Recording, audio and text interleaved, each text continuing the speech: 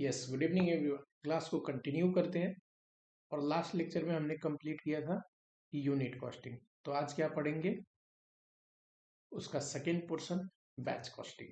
ठीक है, आज का अपना टॉपिक है बैच कॉस्टिंग। बहुत ही छोटा टॉपिक है ना, बहुत ही छोटा। एक तो यूनिट एंड बैच कॉस्टिंग छोटा वो चैप्टर है, उसमें भी बैच कॉस्टिंग भी बहुत ही छोटा यूनिट टॉपिक है। ठीक, हमेशा इसमें से भी आते रहता था पहले, जब ये सिलेबस में इंट्रोड्यूस हुआ था। आपको मैं बता दूं कि बैच कॉस्टिंग पहले उतना इम्पोर्टेंट नहीं था।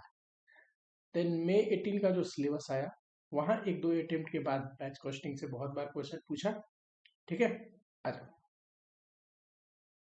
सबसे पहले लिखो मीनिंग, फिर मैं आपको समझाता हूँ। Batch costing is a method of costing.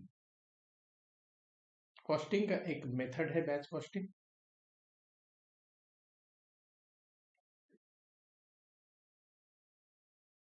which is used to determine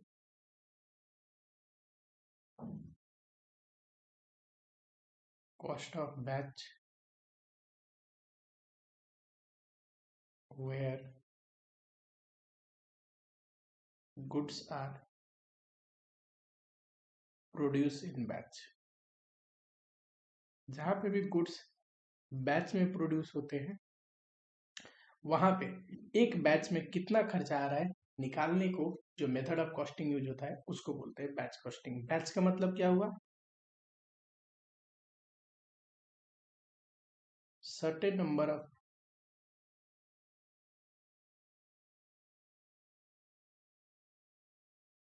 goods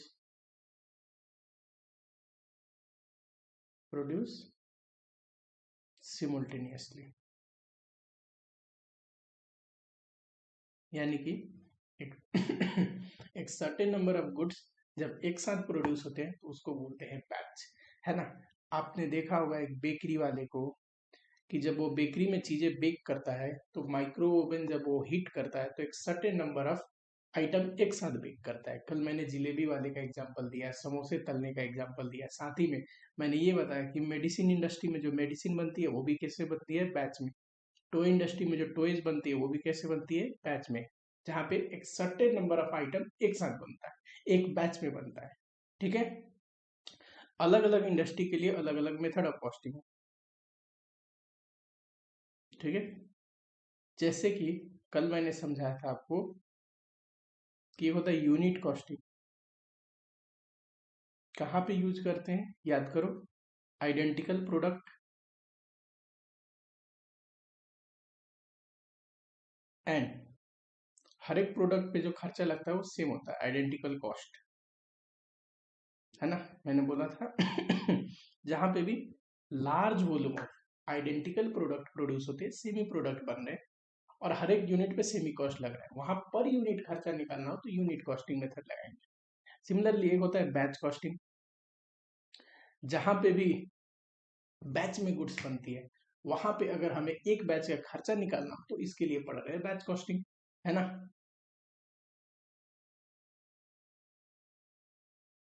चलो एक काम करो,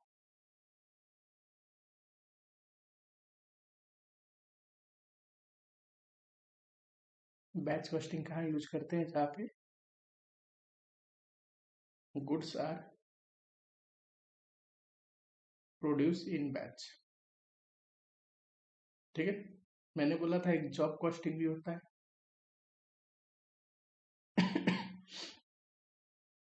जॉब का मतलब वो गुड्स या वो सर्विस जो कस्टमर के स्पेसिफिकेशन, कस्टमर के रिक्वायरमेंट अनुसार हम बना रहे हैं।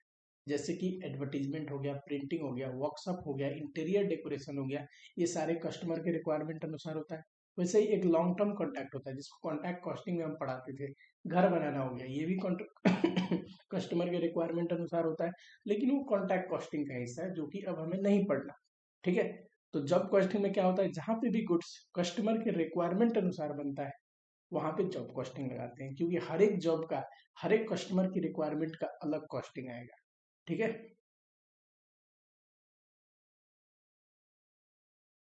Goods manufactured based on customer specification.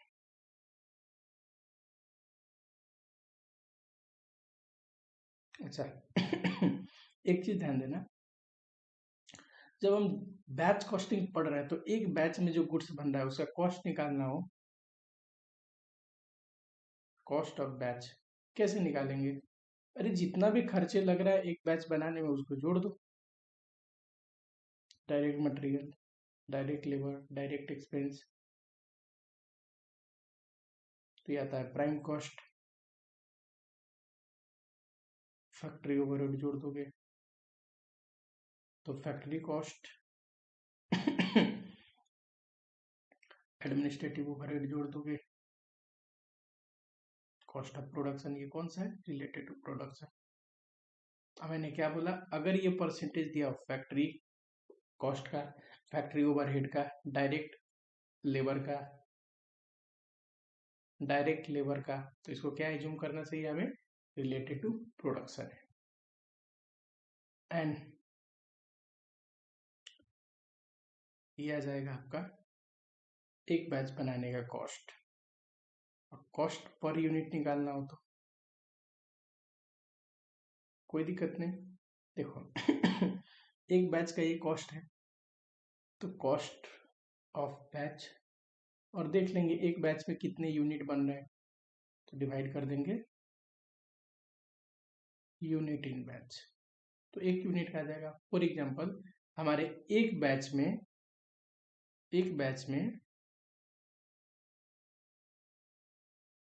अगर 50 यूनिट्स बनता है तो ये जो खर्चा आएगा ये कितने यूनिट का आएगा? 50 यूनिट्स का।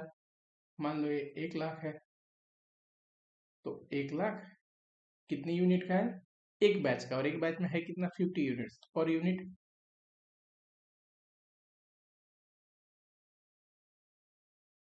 ठीक है, चलो एक दो क्वेश्चन करते हैं।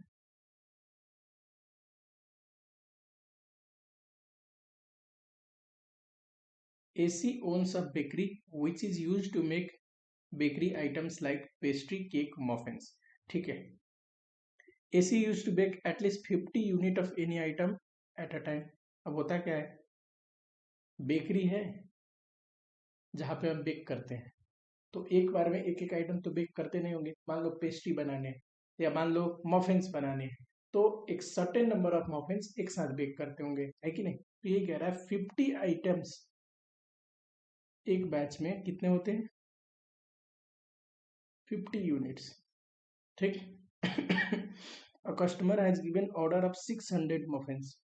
अब देखो 600 बनाने के लिए कितना बैच बनाना पड़ेगा? एक बार में हम 50 बनाते हैं तो number of batch 600 divide by 50, 12 आएगा। ठीक है, टू प्रोसेस अ बैच, एक बैच को बनाने के लिए following cost is incurred, direct material इतना, डायरेक्ट लेबर इतना, एंड ओवन सेटअप, जब भी हम बेक करते होंगे ओवन को हीट करना पड़ता होगा, सेटअप करना पड़ता होगा, रेडी करना पड़ता होगा, उसके लिए खर्चा ये रहा।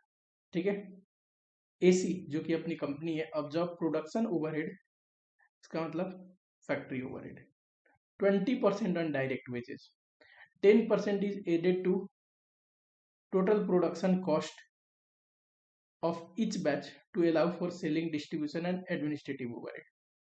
तो administrative overhead and selling and distribution overhead कितना है? 10%। AC requires profit margin of 25% on sale value, determines selling price of 500 muffins. हमसे क्या पूछ रहा है?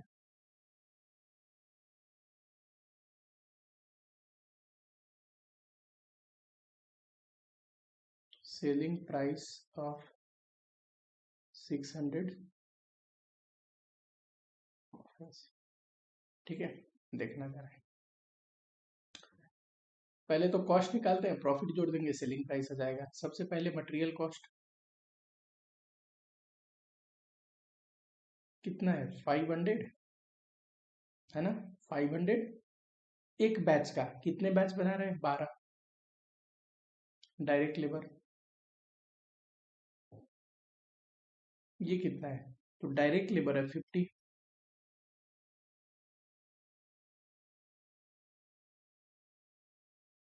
सेटअप कॉस्ट देखो जरा, सेटअप कॉस्ट है 150।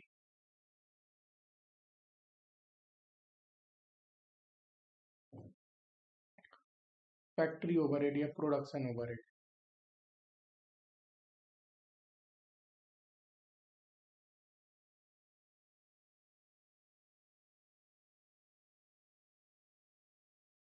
देखना जरा, करो फटाफट से।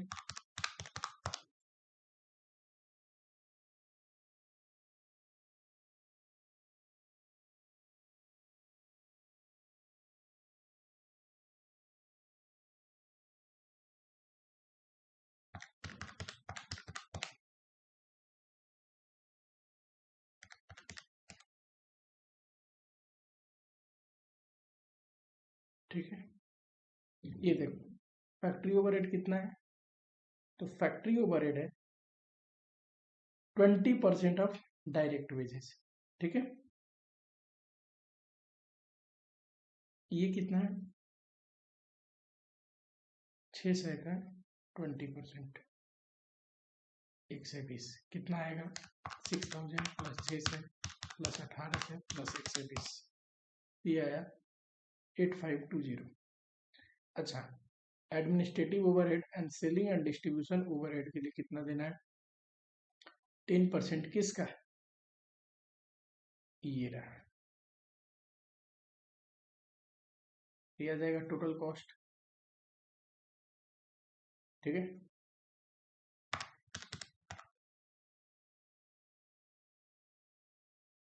इसमें आप जोड़ दोगे प्रॉफिट, तो ये आ जाएगा सेल वैल्यू। कितना प्रॉफिट है, तो प्रॉफिट देना है 25% ऑन सेल। इसको अगर 100 मानता हूं तो प्रॉफिट 25 हो जाएगा, क्योंकि सेल्स का 25% देना है। तो कॉस्ट कितना होगा, 75। अब बताओ, अगर मुझे यहाँ पे सेल्स निकालना हो तो ऐसे निकलेगा,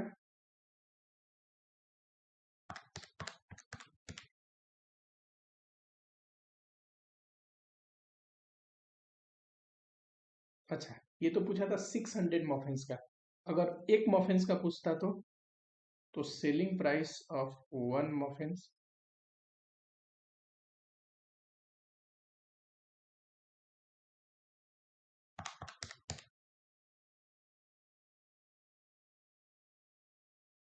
ठीक है, पर ये पूछा नहीं है, पूछा क्या है, सिर्फ सेल्स बताइए 600 मॉफिन्स का।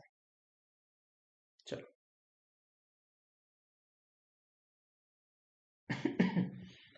नेक्स्ट क्वेश्चन है, a jobbing factory has undertaken to supply 200 pieces of component every month.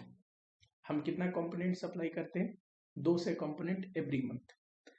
For ensuing 6 month, every month a batch is open against which direct material direct labour hour are booked at actual. कह रहे हैं हर एक महीने 200 unit हम supply करने का बोल रहे हैं।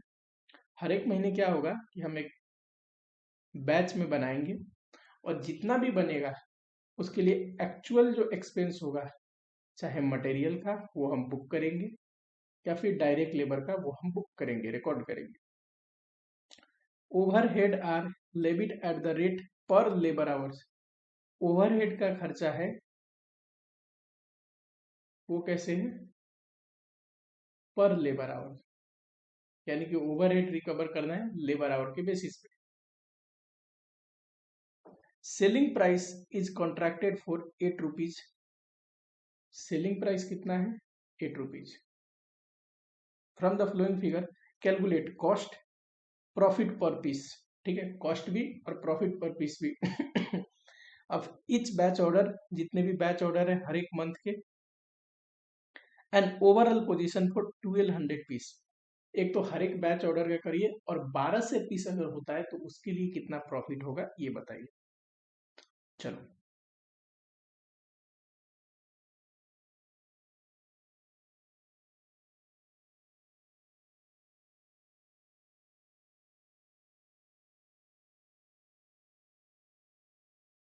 कितना मंथ है?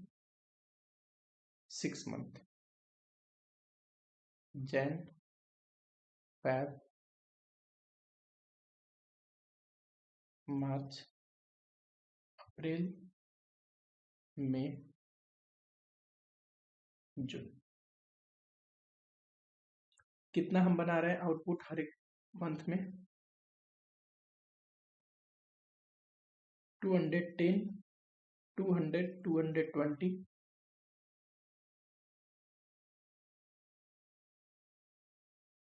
180, 200, 220, 180 यूनिट्स, 200, 220 यूनिट्स। देखो होता क्या है कि हम सोच तो रहे हैं कि हर एक महीने कितना सप्लाई करेंगे, 200 यूनिट, लेकिन जरूरी नहीं, खर्चे तो उतने पे इनकर्ड होगा ना जो एक्चुअली में हम बनाएंगे। 200 यूनिट कोई फिक्स नहीं है, अगर 220 यूनिट्स बना रहा है तो 220 यूनिट्स पे खर्चा आएगा। 180 यूनिट किसी मंथ में बनाया तो 180 यूनिट पे खर्चा आएगा। चलो, सेल्स लिखो, @8, 8 रुपीज है ना सेलिंग प्राइस। ध्यान से देखो, हाँ, तो 8 रुपए के हिसाब से इंटू करो जरा। पहले में आएगा 210 इंटू 8, 2 से 10 यूनिट है, 8 rupees selling price. Similarly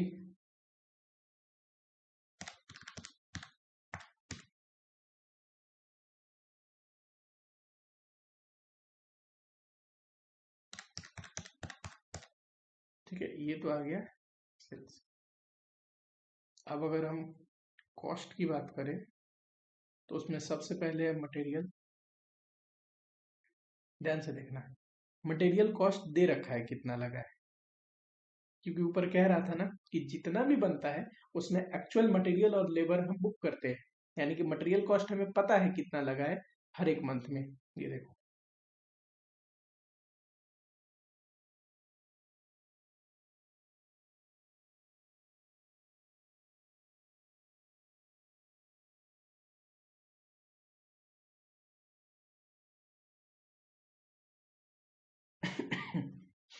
six eighty, 630, 700 and 720। फिर है लेबर का खर्चा, ये भी दे रखा है, ये रहा। जनवरी में 120, फैब में 140, मार्च में 150,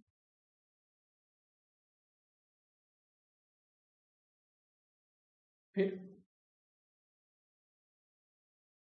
150, 160। सी नंबर देखो, अगला खर्चा है, ये लेबर आवर दे रखा है। क्यों? क्योंकि हमें बोला था ना, ओवरहेड जो है लेबर आवर के बेसिस पे रिकवर करेंगे। एंड यहाँ पे अदर डिटेल में दिया है, हर एक मंथ में टोटल चार्जेबल एक्सपेंस कितना था। ठीक, इसको वर्ड देना चाहिए था ओवरहेड। ठीक है, तो इतना खर्चा था। देखो जनवरी में, ध्यान से सुनना, 12,000 खर्च हुआ था टोटल में। ठीक है, एक्सपेंस इनडायरेक्ट खर्चा, जिसमें से डायरेक्ट लेबर इनकर्ड हुए थे 4,800। अब देखो, 4,800 लेबर्स इनकर्ड हुए थे, इतना खर्चा हुआ था, तो ओवरहेड पर आवर कितना आएगा?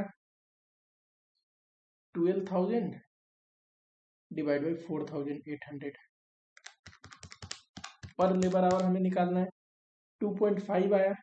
और जनवरी में कितना घंटा काम हुआ था इस बैच पे? 240। तो ओवरहेड का खर्चा कितना आएगा? 240 इंटू रेट क्या है पर लेबर आवर जनवरी का? 2.5, कितना आएगा?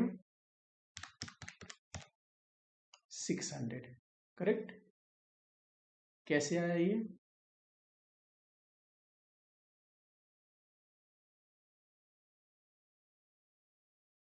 ये आया 12,000 डिवाइड बाई 4,800 इंटू 240, कितना? 600। ठीक है, इससे बढ़िया है कि मैं इसको वर्किंग नोट में कर दूं, नहीं तो यहाँ का स्पेस भी चला जाएगा अपना। अगर आप ध्यान से देखोगे, यहाँ कर लेते हैं working note, working notes, chargeable expense.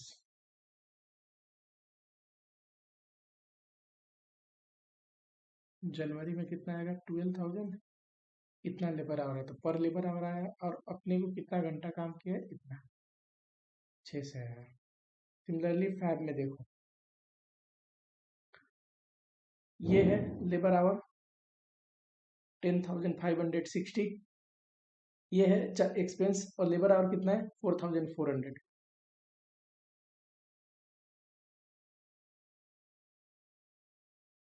और कितने घंटे काम हो रखे हैं? तो ये रहा 280 इस बैच पे। तो इस बैच पे कितना खर्चा चार्ज होना चाहिए, बताओ जरा।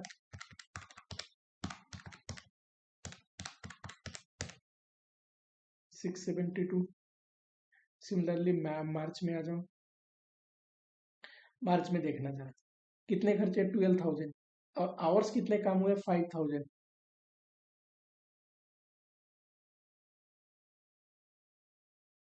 और इस बैच पे कितना घंटा काम हुआ है? 280। तो 280 अप्रैल का कर लो ऐसे ही। अप्रैल में जरा देखना, ये रहा 10,580 खर्चे हुए, कितने लेबर आवर के लिए? 4,600।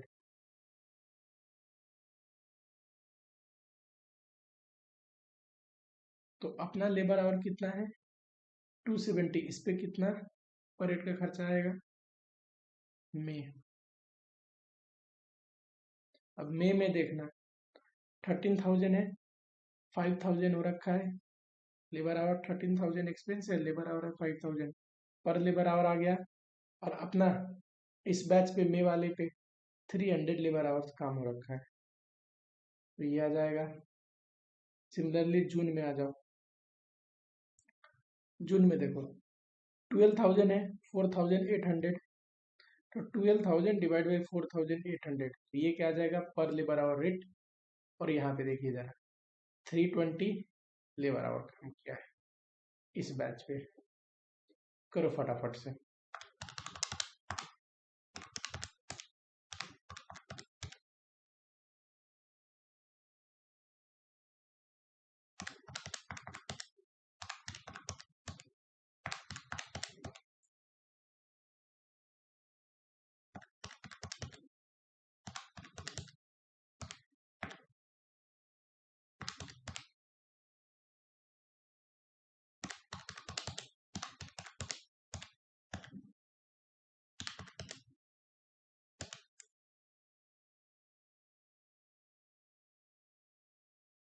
कितना है? 600, फिर 672, फिर 621, 780 एंड 800। और कोई खर्चा है? और कोई भी खर्चा नहीं है। यहाँ पे कर दो टोटल कॉस्ट,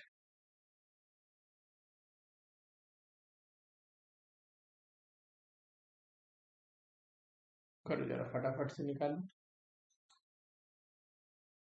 चलो करो फटाफट, 650 प्लस 120 प्लस 600, ये आएगा। अच्छा, प्रॉफिट निकालना हो तो हमें पता है, ये रहा सेल्स, सेल्स में से कॉस्ट घटता है तो प्रॉफिट आ जाएगा। 1680, 310। प्रॉफिट पर यूनिट भी पूछा था ना, प्रॉफिट पर यूनिट, ये कैसे निकलेगा? 310 प्रॉफिट है, कितना यूनिट बनाए थे? 210। तो ये आ जाएगा 1 पॉइंट, राउंड ऑफ कर देना 48। अच्छा, कॉस्ट पर यूनिट पूछे तो अब बताओ, प्रॉफिट पर यूनिट आपको पता है और सेल्स प्राइस पता है 8, तो सेल्स में से प्रॉफिट पर यूनिट घटा देंगे,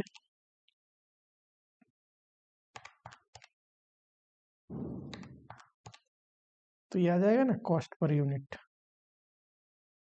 सिमिलरली सेकेंड का करो, 640 प्लस 120 प्लस 672 ये होते हैं 1452 माइनस 1600 ये आएगा 148,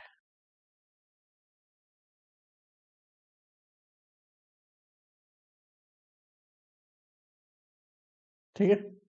अच्छा, profit per unit divide by 200 करोगे 0.74, 7.26 कॉस्ट पर यूनिट आएगा। 680 प्लस 150 प्लस 672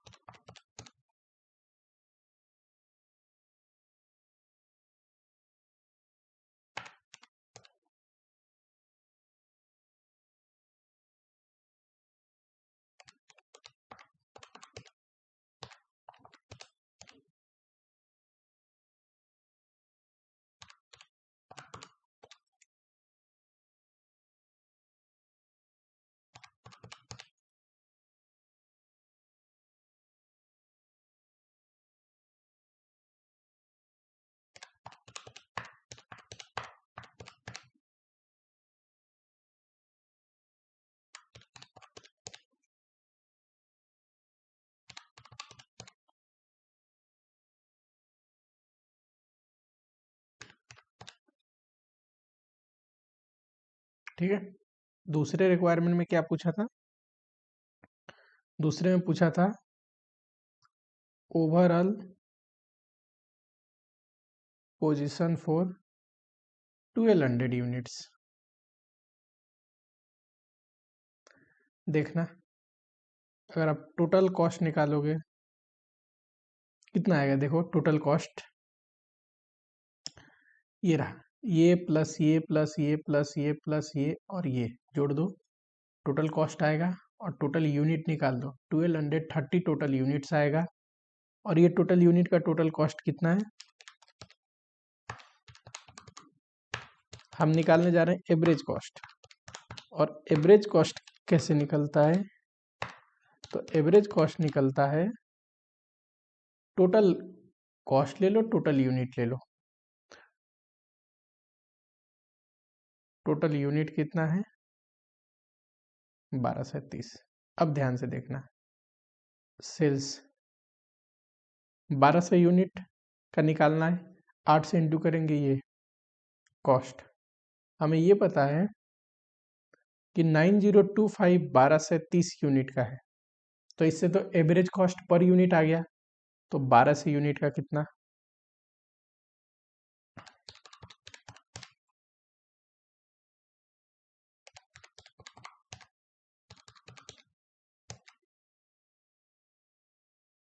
तो 7.34 आएगा, इंटू 12 से कर दो।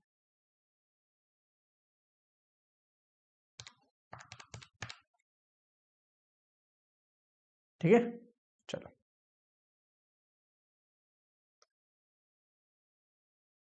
हाँ जी, अगला जो क्वेश्चन है इसके लिए नोट्स पे आ जाओ। Economic batch quantity. हमेशा आपको क्या करना है ना, 2 कॉपी रखा करो। एक तो नोट्स के लिए, जब जब नोट्स लिखाऊं वहां पे लिखो। और एक प्रैक्टिकल, प्रैक्टिकल मतलब जिसमें मैं क्वेश्चंस करा रहा हूँ। इससे हो क्या जाएगा कि नोट्स रिवाइज कर लोगे और फिर बैठ के क्वेश्चन देखोगे तो बार बार रिवीजन हो जाएगा। ठीक है, चलो इकोनॉमिक बैच क्वांटिटी। हाँ जी, economic batch quantity, it is a batch size या batch quantity at which setup cost and holding cost को ही क्या बोलते हैं, कैरिंग कॉस्ट, है ना, इज मिनिमल। देखो जहां पे भी गुड्स बैच में बनते हैं ना, मान लो यहाँ रॉ मटेरियल आता है, फिनिश गुड्स में कन्वर्ट होता है, लेकिन ये जो प्रोडक्शन है ना, ये हो रहा है बैच में, ठीक है। बैच में मतलब एक सर्टेन नंबर ऑफ आइटम एक साथ बनते हैं, ठीक। वहां पे ध्यान देना, कुछ तो ऐसे खर्चे होते हैं ना जिसको बोला जाता है डायरेक्ट कॉस्ट, जो कि क्या होते हैं, वेरिएबल होते हैं। अरे जितना बनाओगे उतने पे लगेगा, है ना। मान लो एक यूनिट पे 30 रुपया लग रहा है, तो 1000 बनाओगे तो 30,000 लगेगा पूरे साल में, अगर 1 ईयर में आप 1000 यूनिट बना रहे हैं तो, ठीक। तो इसको तो कोई लेना देना नहीं, जितना बनाओगे उतना ही लगेगा। कुछ खर्चे होते हैं जो कि होते हैं फिक्स्ड। फिक्स्ड का मतलब फिक्स्ड इन टोटलिटी,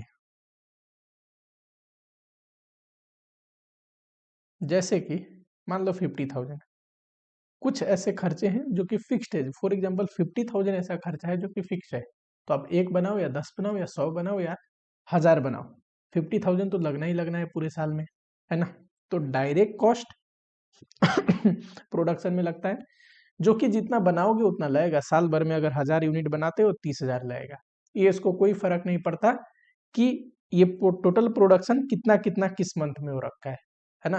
टोटल जितना बनेगा उतने पे खर्चा लगेगा, जिस महीने में जितना बनेगा उतने यूनिट पे खर्चा लगेगा। ये टोटल अगर एक साल का है तो एक साल में 50,000 लगेगा ही लगेगा, चाहे आप बनाओ या ना बनाओ। और कुछ ऐसे खर्चे होते हैं ना जो डिपेंड करते हैं, डिपेंड्स ऑन बैच साइज। क्या ये बैच साइज पे डिपेंड करता है? ऐसे तो करता है, जितना बैच बनाओगे उतना करेगा। पर मान लो 1000 मुझे साल भर में बनाना है, तो 1000 में 30,000 लगेगा ही लगेगा।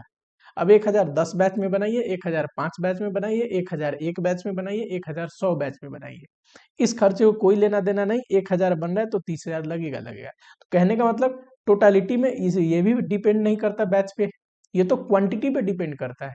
जितना क्वांटिटी बनाओगे उतना लगेगा, कितने के बैच में बना रहे हो इसको कोई लेना देना नहीं। अगर एक साल में 1000 बन रहा है तो 30,000 डायरेक्ट कॉस्ट लगेगा लगेगा 30 के रेट से, ठीक है। दूसरा जो फिक्स खर्चे है, इसको भी बैच से लेना देना नहीं। और कौन से फिक्स बोल रहा हूँ, जो फिक्स है इन टोटलिटी, साल में इतना लगना है तो लगना है। कुछ ऐसे खर्चे होते हैं जो बैच के साइज पे डिपेंड करते हैं, जैसे कि सेटअप कॉस्ट। मान लो मैं कहता हूं, जैसे हमारा बेकरी का एग्जाम्पल था, बेकरी में सेटअप करना पड़ता है। सेटअप मतलब मशीन को सेट करना पड़ता है, प्री हीट करना पड़ता है। जो ओवन होता है जहाँ पे बेक होता है वो प्री हीट होगा, सेटअप होगा, उसके बाद बेक होके आएगी। तो सेटअप का खर्चा है फॉर एग्जाम्पल 10 रुपीज या 5 रुपीज ले लो, 5 रुपीज। तो ये डिपेंड करता है, जितने बार सेटअप करोगे पूरे साल में उतने में लगेगा, है कि नहीं। हमारे केस में एक साल का मैंने डेटा लिया था, इसीलिए एक साल का एग्जांपल दे रहा हूं। अगर मान लो एक बैच में मैं 100 यूनिट बनाता हूं, तो 1000 बनाने के लिए कितना लगेगा, नंबर ऑफ बैच कितना हो जाएगा, 1000 बनाना है, एक बार में 100 बनाता हूं तो 10 टाइम्स बनाना पड़ेगा। तो सेटअप का खर्चा कितना लगेगा, 10 टाइम्स सेटअप करनी पड़ेगी, और एक सेटअप का कितना है 5 रुपीज, 50 लगेगा। सिमिलरली अगर एक बैच में मैं 500 बनाने लगूँ तो 2 ही बैच बनाने पड़ेंगे, नंबर ऑफ बैच हो जाएगा 2। सेटअप का खर्चा कितना लगेगा, 2 इंटू 5 10 रुपीज, है कि नहीं। तो यानी कि जो सेटअप का खर्चा है वो बैच पे डिपेंड करता है। बैच का साइज अगर ज़्यादा है, बैच का साइज ज़्यादा है तो नंबर ऑफ सेटअप हो जाएगा कम, कम ही बार में बन जाएगा वो चीज़ें, तो सेटअप कॉस्ट भी आएगा कम। क्योंकि सेटअप कॉस्ट कैसे निकलता है, number of setup into setup cost per setup. Similarly दूसरा जो खर्चा है वो होता है होल्डिंग कॉस्ट। जो बैच में गुड्स बना रहे हैं उसको होल्ड करने का कॉस्ट, ये लगता है average inventory into holding cost. Average inventory कैसे निकलेगा? Half of economic batch quantity जो कि हम निकाल रहे हैं into carrying cost per unit per annum. अच्छा, अगर परसेंटेज में है तो याद करो, इकोनॉमिक एक हमने पढ़ा था ना, इकोनॉमिक ऑर्डर क्वांटिटी, याद करो। ठीक है, इकोनॉमिक ऑर्डर क्वांटिटी में देख रहे थे कि कितना एक बार में ऑर्डर करे, यहाँ पे देख रहे हैं कितना एक बैच में बनाए। ठीक है वहां पे लग रहा था half of economic order quantity, यहाँ पे क्या है? Economic batch quantity into carrying cost. वहां पे परसेंटेज देता था तो परचेज प्राइस का परसेंटेज लगाते थे, हम मानते थे कि carrying cost is express in terms of purchase price.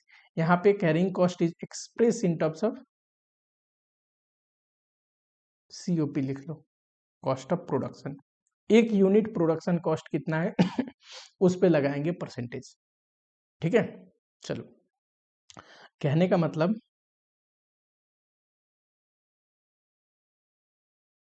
जैसे जैसे साइज बैच का बढ़ेगा कि एक बैच में कितना क्वांटिटी बनाना है, होल्डिंग कॉस्ट बढ़ेगी। और बैच का साइज बढ़ता है तो नंबर ऑफ बैच कम आता है, सेटअप कॉस्ट कम लगेगा, सेटअप कॉस्ट कम लगेगा। और एक समय आता है जहां पे ये दोनों इक्वल हो जाते हैं, उस टाइम पे जो क्वांटिटी होगी ना उसी को बोलते हैं इकोनॉमिक बैच क्वांटिटी। और यहीं पे जो कॉस्ट होता है ना सेटअप एंड उसका, वो होता है मिनिमम। ठीक है, निकालेंगे कैसे? तो इकोनॉमिक बैच क्वांटिटी का फॉर्मूला है 2AS डिवाइड बाई सी। ए का मतलब annual demand of finish goods. ठीक है, क्या? फिनिश गुड्स का प्रोडक्शन यूनिट्स।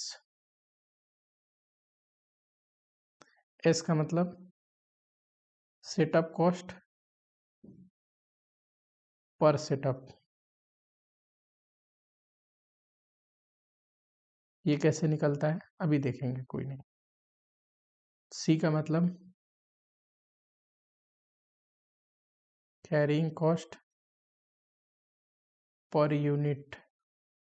ठीक है, अच्छा, यहाँ पे टोटल सेटअप कॉस्ट निकालना हो तो देखो, हमें साल में कितना बनाना है ये ले लो और डिवाइड कर दो इकोनॉमिक बैच क्वांटिटी, एक बार में कितना बनाते हैं तो आ जाएगा नंबर ऑफ सेटअप कितने बार सेटअप करनी पड़ेगी, नंबर ऑफ सेटअप को पर सेटअप कॉस्ट कितना इंटू कर दोगे तो टोटल सेटअप का कॉस्ट आ जाएगा।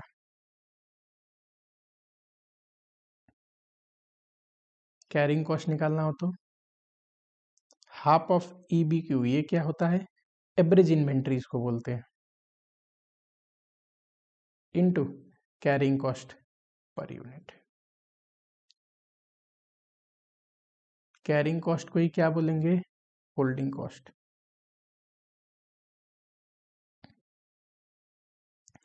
और ये दोनों क्या होते हैं? इक्वल, जहां पे at economic batch quantity, economic batch quantity पे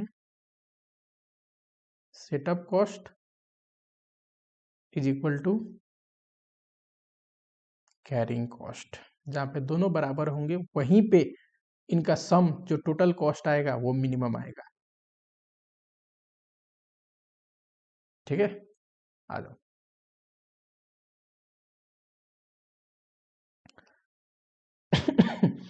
मंथली डिमांड दिया है ये रहा, तो एनुअल डिमांड निकालना हो तो इंटू 12 कर दोगे, कितना आ जाएगा? 500 इंटू 12 करोगे तो 6000। सेटअप कॉस्ट दे रखा है 60, कॉस्ट ऑफ मैन्युफैक्चरिंग ये दे रखा है, इसी को कॉस्ट ऑफ प्रोडक्शन में बोल रहा हूँ। रेट ऑफ इंटरेस्ट पता है आपको, स्टोरेज कॉस्ट या फिर जो होल्डिंग कॉस्ट होता है उसमें इंटरेस्ट का कॉस्ट हो गया, इंटरेस्ट ऑन वर्किंग कैपिटल जो उसमें फंसा है, एब्सोल्यूट रेट हो गया, नॉर्मल स्टोरेज कॉस्ट हो गया, ये सारे जुड़ के बने होते हैं। इन्हीं को बोलते हैं होल्डिंग कॉस्ट। ये किस पे परसेंटेज लगाना है? कॉस्ट ऑफ प्रोडक्शन पे। तो बताओ, नहीं निकल जाएगा इकोनॉमिक बैच क्वांटिटी?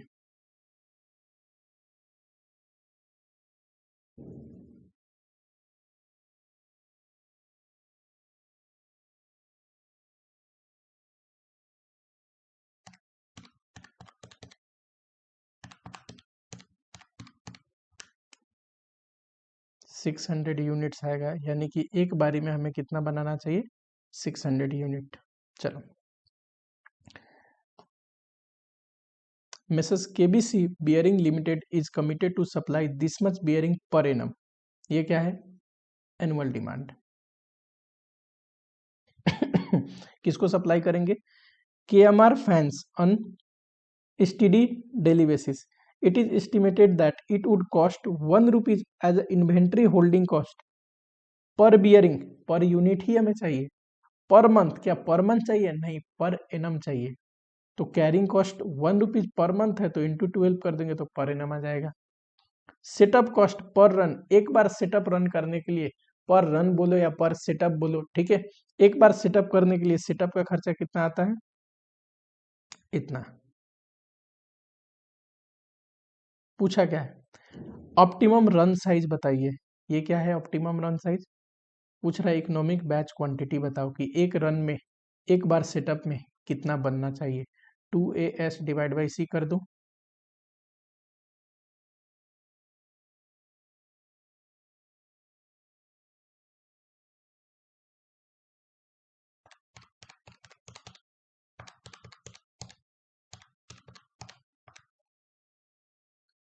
5059.6 आ रहा है।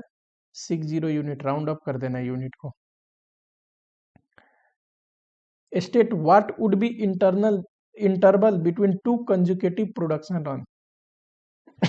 देखो, जैसे कि इकोनॉमिक ऑर्डर क्वांटिटी में पूछता था ना कि दो ऑर्डर के बीच का इंटरवल बताइए, यहाँ पूछ रहा है दो प्रोडक्शन रन के बीच का इंटरवल बताइए। कोई बात नहीं, सबसे पहले क्या करेंगे? नंबर ऑफ सेटअप निकाल लेंगे।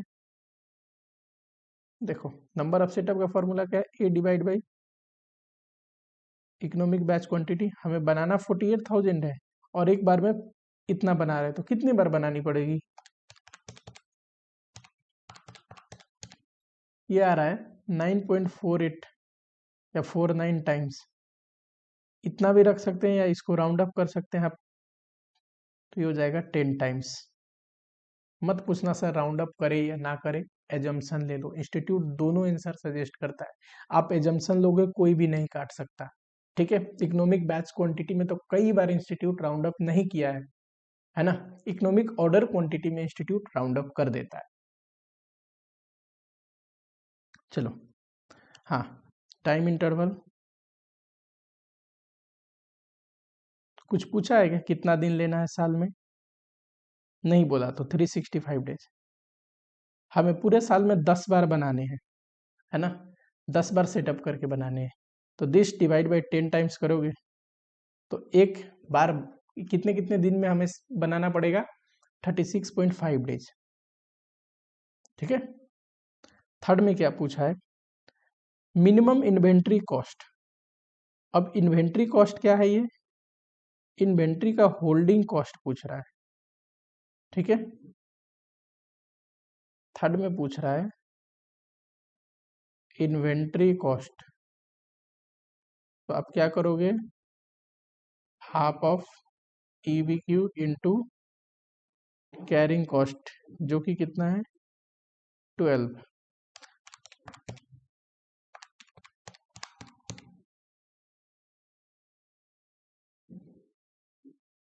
ठीक, चलो,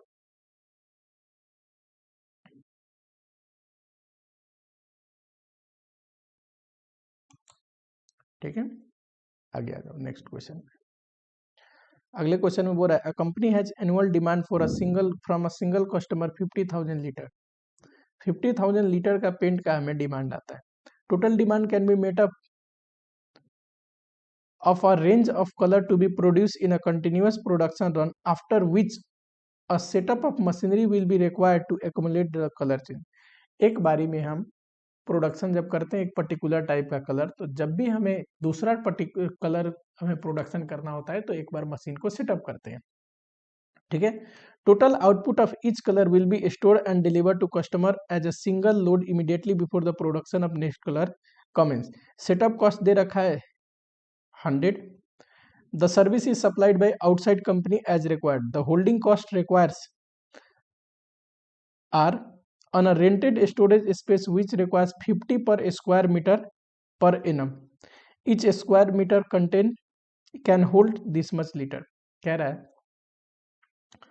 कि होल्डिंग कॉस्ट के लिए जरा ध्यान से देखिए, जितने स्क्वायर मीटर में 2 से 50 लीटर हम स्टोर करते हैं ना, उसका मान लो रेंट कितना पड़ रहा है, जो होल्डिंग कॉस्ट है, स्पेस का स्टोरेज कॉस्ट 50 रुपीज। अब हमें कैरिंग कॉस्ट क्या चाहिए, पर यूनिट पर एनम, यही सिखाया है। हमारे केस में ये जो एनुअल डिमांड है ये क्या चीज का है, पेंट का। पेंट का यूनिट कितना होता है, तो ये दे रखा है लीटर में, तो यानी कि हमें चाहिए पर लीटर, ठीक है, per annum.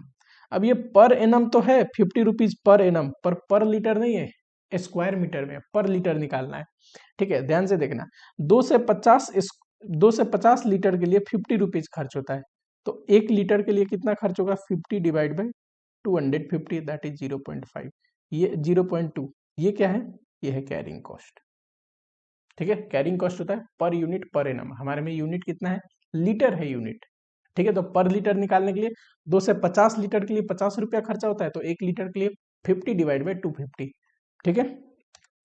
And 50 divide by 250 करोगे 0.2 आएगा, 20 पैसा। पूछा क्या है कह रहा है कैलकुलेट टोटल कॉस्ट। अब टोटल कॉस्ट में सेटअप प्लस होल्डिंग कॉस्ट दोनों, वेयर बैच में रेंज फ्रॉम 4000 टू 10,000। बैच अगर 4000 से लेकर 10,000 तक हुआ तो इन अ मल्टीपल ऑफ 1000 के मल्टीपल में आपको लेना है। Hints choose the production batch which has a minimum cost. Question number 3 है ये, कह रहा है कि बैच साइज लीजिए 4000 से 10,000 तक मल्टीपल ऑफ 1000, तो 4000, 5000, 6000, 7000, 8000, 9000, 10,000। निकालना क्या है हमें, holding cost, setup cost and total, correct. यहाँ पे दिया क्या है, गिवन सेटअप कॉस्ट कितना दे रखा है 100, कैरिंग कॉस्ट कितना आएगा, तो 50 डिवाइड बाई 250 करोगे 0.2, करेक्ट। हाँ जी। अच्छा, एनुअल डिमांड कितना है 50,000। चलो, होल्डिंग कॉस्ट कैसे निकलता है, तो हाफ ऑफ क्वांटिटी जो कि ये 4000 इनटू ये रहा होल्डिंग कॉस्ट, कैरिंग कॉस्ट 0.2, कितना आएगा। अच्छा, सेटअप कॉस्ट कैसे निकलेगा, नंबर ऑफ सेटअप, ये कैसे निकलता है, ए डिवाइड बाई EBQ जो कि हमारे केस में क्वांटिटी है 4000, ये है number of setup into setup cost per setup.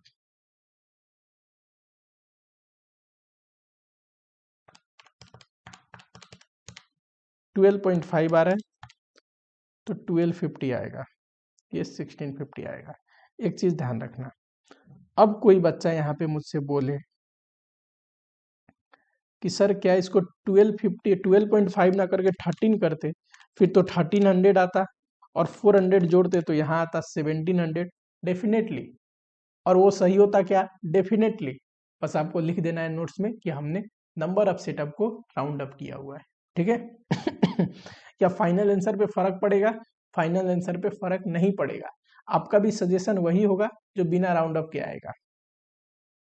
थोड़ा सा जो चेंजेस होते हैं, जैसे कि अब पॉइंट्स में चेंजेस हो गए तो इस वजह से सेटअप में चेंजेस आ गया, तो सेटअप में चेंजेस आने की वजह से कॉस्ट पे तो थोड़ा बहुत फर्क पड़ेगा, पर अगर इसको सिलेक्ट करना होगा ना तो यही सिलेक्शन आएगा, चाहे आप राउंड अप करिए या ना करिए।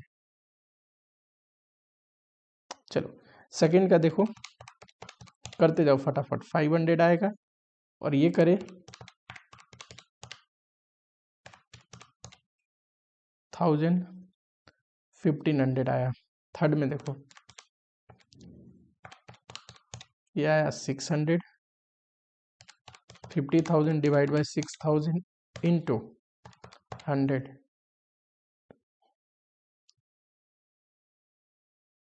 सिमिलरली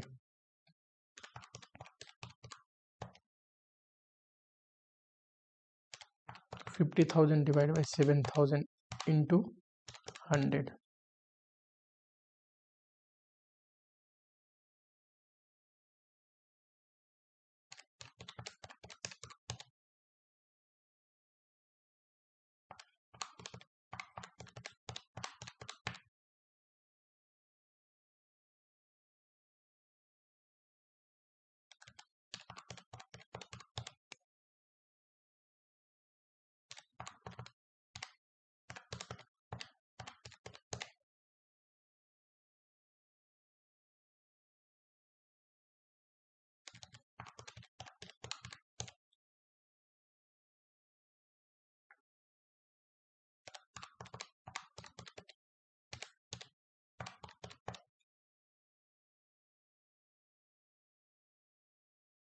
देखो सबसे मिनिमम कॉस्ट कहाँ पे, ये रहा, यह है मिनिमम कॉस्ट। और कितना क्वांटिटी है, ये रहा, बैच साइज 7000, तो ये है इकोनॉमिक बैच क्वांटिटी होगा 7000 एंड टोटल मिनिमम कॉस्ट जो होगा वो होगा 1414। ठीक है। सेकंड में क्या पूछा है, use economic batch size formula to calculate batch size which will to calculate batch size which will minimise total cost. कह रहा है कि फॉर्मूला मेथड से EBQ निकालिए जो कि सबसे कम कॉस्ट इनकर्ड करा है टोटल में।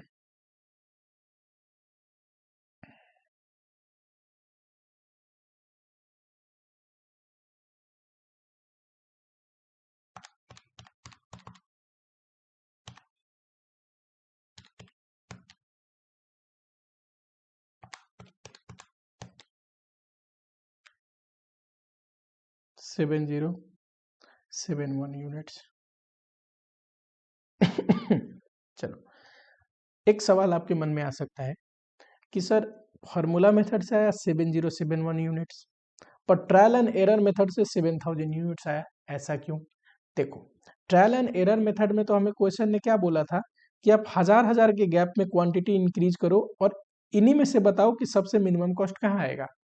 तो जो ये जो मिनिमम है ना, ये इन क्वांटिटी के बीच में सबसे मिनिमम कौन सा आएगा, तो 7000 आएगा।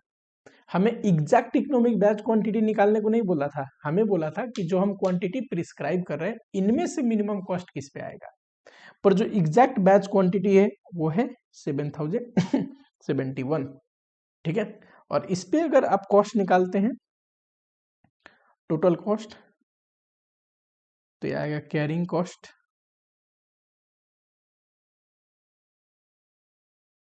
एंड सेटअप कॉस्ट, जो कि मैं राउंड अप अगर नहीं करता हूं,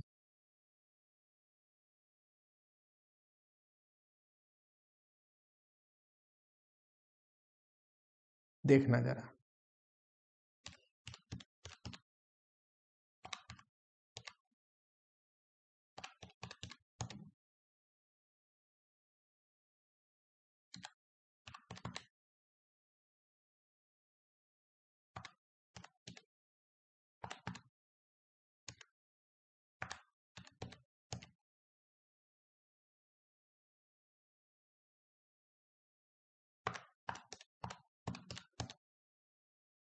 तो ये लगभग इतना आएगा। ठीक। चलो नेक्स्ट क्वेश्चन, ये जो क्वेश्चन है हमने किया था ऊपर एग्जैक्टली सेम है। सेल प्राइस ये दे रखा है, ये रहा बैच का क्वांटिटी, मटेरियल कॉस्ट दे रखा है, लेबर कॉस्ट दे रखा है। ठीक है, मटेरियल लेबर कॉस्ट दे दिया, ओवरहेड का खर्चा दे रखा है, लेबर आवर भी दे रखा है, overhead are levied at a rate per labour hour. तो सेम जैसे हमने किया था उसी कंसेप्ट पे बेस्ड क्वेश्चन है, बहुत आसान क्वेश्चन है। क्या करना है, प्रॉफिट पर यूनिट निकालना है हर एक बैच का, एंड 3000 के लिए ओवरऑल पोजीशन। इसमें तो और मजेदार बात, जो कॉस्ट आएगा ना वो पर यूनिट सबके केस में 10 आएगा, प्रॉफिट जो आएगा सबके केस में 5 आएगा। ठीक है, तो ये और आसान हो जाएगी। और ओवरऑल पोजीशन देखोगे ना तो वहां पे प्रॉफिट आएगा। जो बताओ, सबके केस में कॉस्ट इतना है, 15 सेल प्राइस है और कॉस्ट 10 है, तो ये इंटू 3000,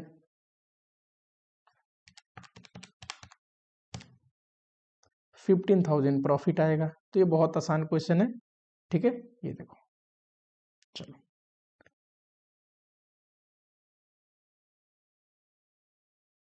हाँ जी, एक ये क्वेश्चन देख लेते हैं। X Limited is committed to supply 24,000 bearings per annum to Y on a steady basis. It is estimated that it will cost, अब देखो एनुअल डिमांड दिया है, पूरे साल में कितना सप्लाई करना है, 24,000, कॉस्ट 10 पैसा as a holding cost per bearing per month.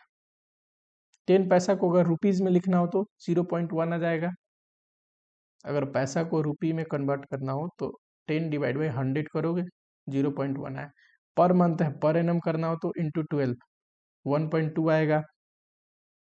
Setup cost 324 दे रखा है। ये देखो पूछा क्या है, ऑप्टिमम रन साइज यानी कि इकोनॉमिक बैच क्वांटिटी निकालिए।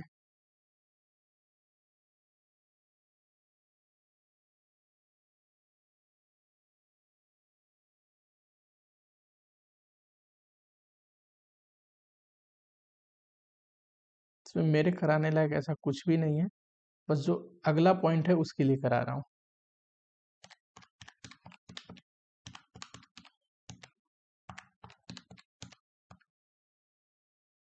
3600 यूनिट्स हमें एक बैच में बनानी चाहिए।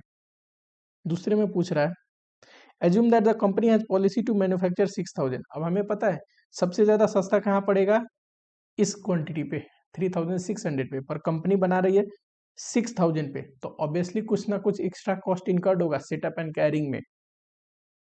पूछ रहा है how much extra cost company would incurred as compare to optimum run as suggested in one. लिखोगे स्टेटमेंट ऑफ कॉस्ट कंपैरिजन या एक्स्ट्रा कॉस्ट लिख दो।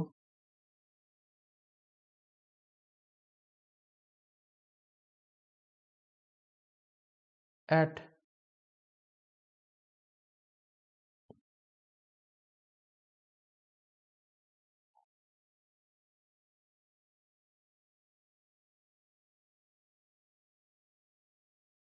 होल्डिंग कॉस्ट कैसे निकलता है, हाफ ऑफ क्वांटिटी इनटू कितना है 1.2, करो जरा 3600 divide by 2 into 1.2। Setup cost ये कैसे निकलता है, A divide by quantity into, पहले केस में देखोगे तो ए कितना है 24,000 डिवाइड बाई ये इंटू सेटअप कॉस्ट कितना है 324। हमें पता है कि होल्डिंग कॉस्ट और कैरिंग कॉस्ट सेम ही आता है, 4320 आएगा। सेकेंड केस में देखो 6000 डिवाइड बाई 2 इंटू 1.2 करोगे तो ये आएगा इतना, 24,000 डिवाइड बाई 6000 तो आया number of set of 4 into 324 करेंगे तो यह आएगा 1296।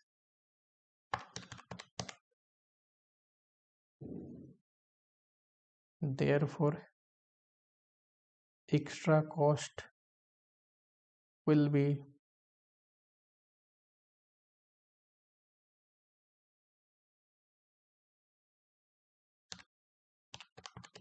कितना आएगा 576। ठीक है, चलिए फटाफट से कर लो।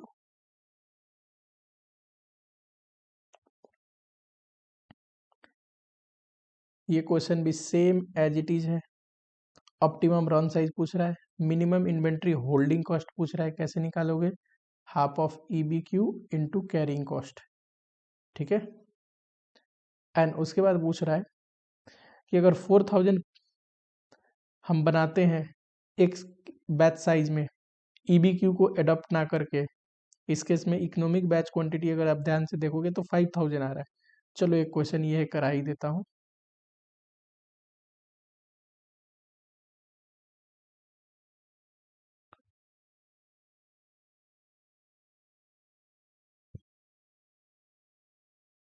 ठीक है, आ जाओ। क्या कहता है? GHI limited manufacture stent that is used by hospitals in heart surgery. ठीक है, as per the estimate provided by pharmaceutical industry there will be demand of 40 million, 1 million में 10 लाख यूनिट्स होते हैं क्वांटिटी, 40 मिलियन में 40 into 10 lakh in the coming year. ठीक है, GHI limited is expected to have market share of इतना of the total market demand in the coming year. अगर हम annual demand की बात करें, तो ये 40 इंटू 10 लाख, ये तो टोटल है इंडस्ट्री का डिमांड, जिसमें हमारा शेयर कितना है, हम कितना बेचते हैं? 2.5%।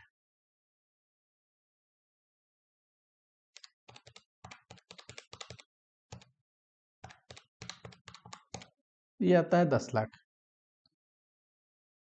Correct. It is estimated that it cost 1.5 as inventory holding cost per stand per month. अगर हम होल्डिंग कैरिंग कॉस्ट को बोले तो 1.5 पर मंथ है, पर एनम के लिए इंटू 12 करोगे तो ये आ जाएगा 18। करेक्ट।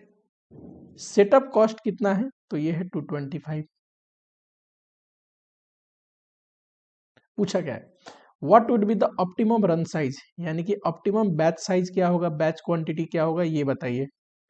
मिनिमम होल्डिंग कॉस्ट बताइए। चलो, सबसे पहली रिक्वायरमेंट है ऑप्टिमम रन साइज, यानी कि एक बार सेटअप रन करेंगे तो कितना मिनिमम कॉस्ट, कितने ऑप्टिमम रन साइज पे आएगा। ठीक है, कितना क्वांटिटी हमें एक बार में बनानी चाहिए।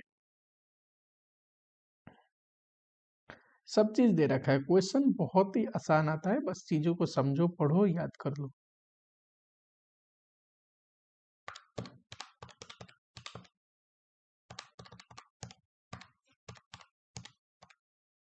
ये आ गया 5000 यूनिट्स, यानी कि एक सेटअप में हमें 5000 यूनिट बनानी चाहिए एक बैच में। ठीक है, दूसरे में पूछा है मिनिमम इन्वेंट्री होल्डिंग कॉस्ट। ठीक है, कोई बात नहीं, इन्वेंट्री होल्डिंग कॉस्ट ये निकलता है half of economic batch quantity, ये तो एवरेज इन्वेंट्री आया, इनटू होल्डिंग कॉस्ट या कैरिंग कॉस्ट।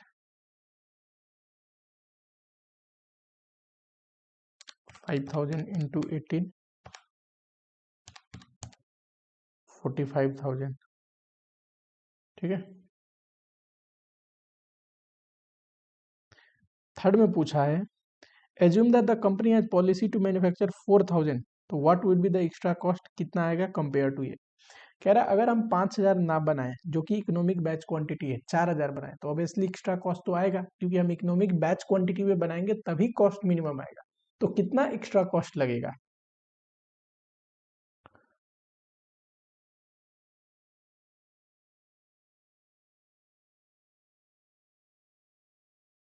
चलो, अगर बैच साइज लेते हैं 5000, 4000, होल्डिंग कॉस्ट या कैरिंग कॉस्ट, दूसरा सेटअप कॉस्ट, हमें पता है ये निकलता है half of quantity into carrying cost कितना है 18। ये कैसे निकलेगा? एनुअल डिमांड है 3 लाख,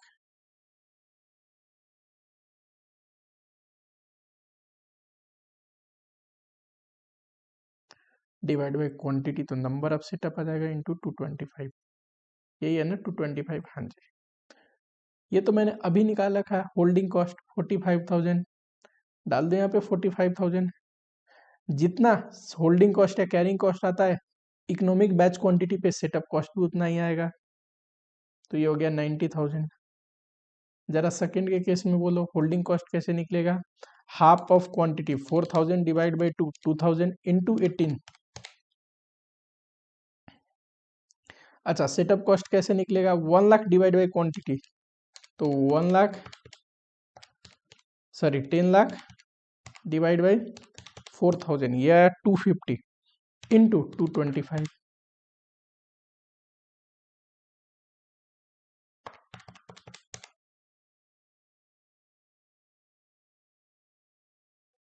तो एक्स्ट्रा कॉस्ट कितना है?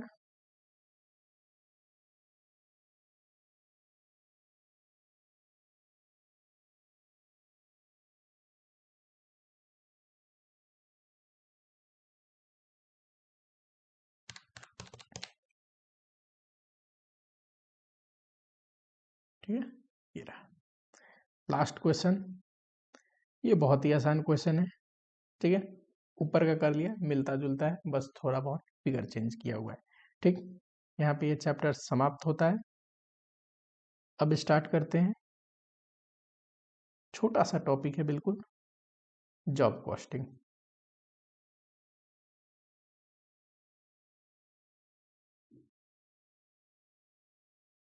चलो,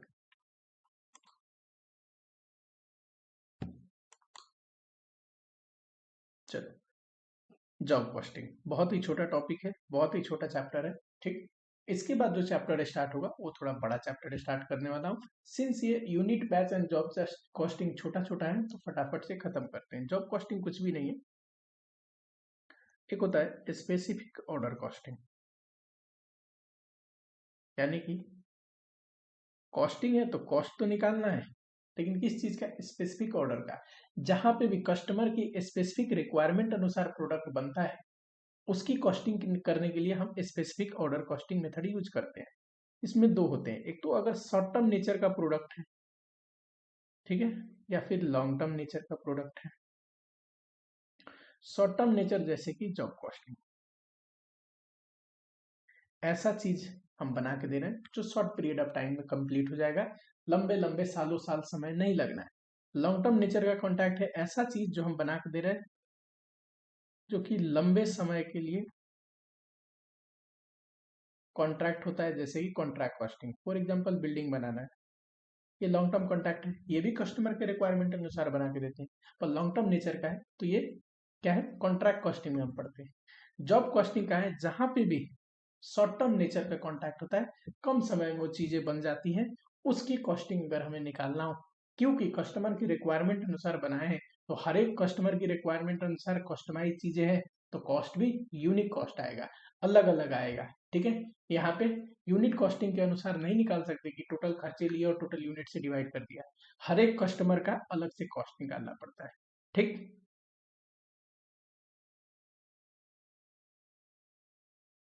where goods are manufactured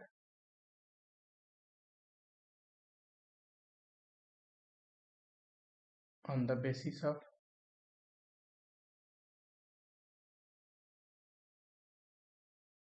customer specification. बहुत बार मैंने ये एग्जांपल दे दी, जैसे कि एडवर्टीजमेंट मुझे बनवानी हो, तो एडवर्टीजमेंट बनाने वाली कंपनी जो जैसा इंसान एडवर्टीजमेंट बनाता है उसकी रिक्वायरमेंट अनुसार बना के देता है। इंटीरियर डेकोरेशन,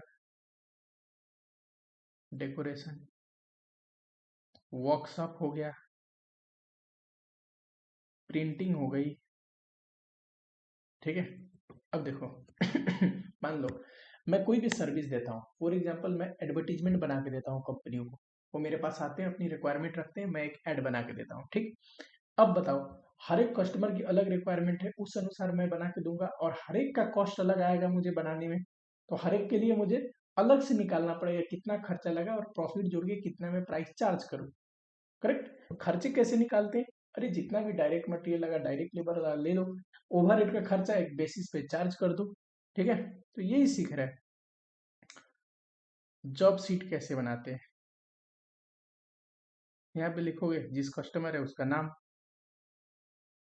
यहाँ पे लिख दोगे जॉब नंबर, क्योंकि जो कंपनी है वो तो बहुत सारे जॉब कर रही होगी, है ना, बहुत अलग अलग कस्टमर के अलग अलग काम कर रहे होंगे, तो हर एक कस्टमर के लिए एक जॉब नंबर एलोकेट होता है, वो लिखेंगे यहाँ पे।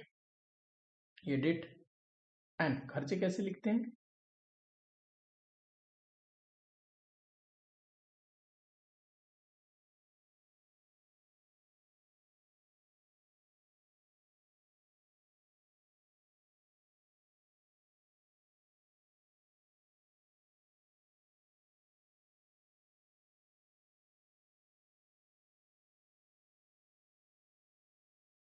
ये देखो, पर्टिकुलर्स,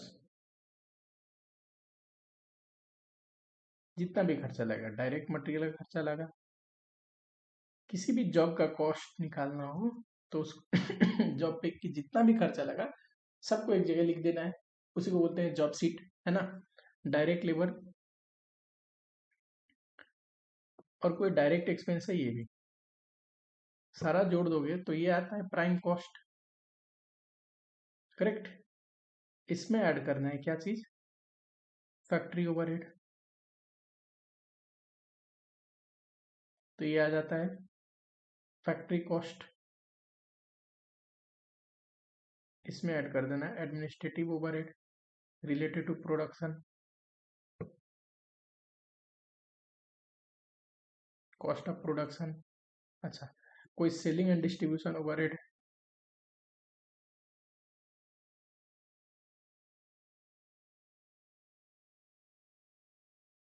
सेलिंग एंड डिस्ट्रीब्यूशन, जैसे कि मान लो प्रोडक्ट डिलीवर करते हैं उसका खर्चा दे रखा है, कोई दिक्कत नहीं, ये लिखोगे, ये आ जाएगा टोटल कॉस्ट। और प्रॉफिट जोड़ दो जितना आपको चाहिए। तो ये आ जाएगा सेल्स बोलो या फिर प्राइस टू बी कोटेड, उस जॉब के लिए हमें कितना प्राइस कोट करना चाहिए। कई बार एग्जाम में आता है, बोलता है बताइए ये खर्चे हैं, एक जॉब आया है, कितना प्राइस कोट करना चाहिए, सारे खर्चे ले लो, बचा हुआ प्रॉफिट अपना जोड़ दो। जैसे कि अभी तक कॉस्टिंग कर रहे थे, कॉस्टिंग है ही क्या, किसी भी चीज का खर्चा निकालना है, जितना लगा है सारे खर्चे को जोड़ दो। डायरेक्ट खर्चा दे रखा रहेगा, जैसे कि ये डायरेक्ट खर्चे हैं। ओवरहेड का बेसिस दे रखा होगा, ओवरहेड कैसे चार्ज करना है, जो भी बेसिस दिया है, चाहे पर यूनिट दिया है, पर लेबर आवर दिया है, परसेंटेज बेसिस दिया है, जो भी क्वेश्चन में बेसिस दिया हुआ है उसके बेसिस पे चार्ज करते हैं। कुछ ना बोले तो फैक्ट्री ओवरहेड डायरेक्ट लेबर के बेसिस पे चार्ज कर सकते हो, एडमिनिस्ट्रेटिव ओवरहेड फैक्ट्री कॉस्ट के बेसिस पे चार्ज कर सकते हो। लेकिन क्वेश्चन हमेशा एग्जाम में देगा किस बेसिस पे ओवरहेड को चार्ज करना है। चलो,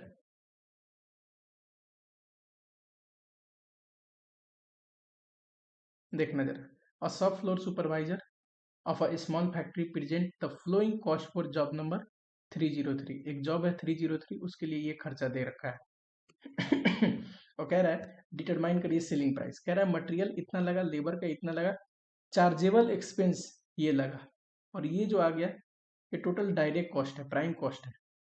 और कह रहा है उसमें 1/3 हमने जोड़ दिया एक्सपेंस कॉस्ट, ये क्या है, ओवरहेड का खर्चा, और ये आ गया टोटल कॉस्ट। ये तो सुपरवाइजर प्रेजेंट कर रहा है, और लास्ट ईयर का जो एनालिसिस ऑफ फाइनेंशियल स्टेटमेंट जो दे रखा है वो ये है कि कितना कितना खर्चा आया, कितना हमने प्रॉफिट कमाया। It is also noted that average hourly rate of 3 department are similar. ध्यान से देखना, तीनों डिपार्टमेंट का आवरली रेट सेम है, क्यों? इसमें 8 घंटे किया, इसमें 6 घंटे किया, इसमें 4 घंटे काम हुआ, ठीक है। तो 8 + 6 + 4 आते हैं 18, और सबका रेट सेम है 2.5, तो ये 45 लेबर आवर ऐसे निकला है। पूछ क्या रहा है, जॉब कॉस्ट शीट बनाइए, calculate entire revision cost using, ये जो हमें ईयर दे रखा है ना, इस ईयर को बेस मान के हमें कॉस्ट निकालना है। ठीक है, सुपरवाइजर क्या बोलता है इसको छोड़ो, हमें कॉस्ट निकालना है, जॉब कॉस्ट शीट बनानी है। कैसे, ये जो साल दे रखा है हमें, इसको बेस मान के, यानी कि डायरेक्ट खर्चा तो वो है जो लगते हैं जितना हमें लेना चाहिए, क्योंकि ये हर एक जॉब पे अपना डायरेक्ट खर्चा दिया रहेगा। पर ये जो ओवरहेड का खर्चा है, ये कैसे निकालेंगे, तो ये ओवरहेड का खर्चा का जो बेसिस है वो पिछले साल के डेटा को यूज करके निकालेंगे। कह रहा है जो भी कॉस्ट है उसमें 20% जोड़ दीजिए सेलिंग प्राइस के लिए। ठीक है,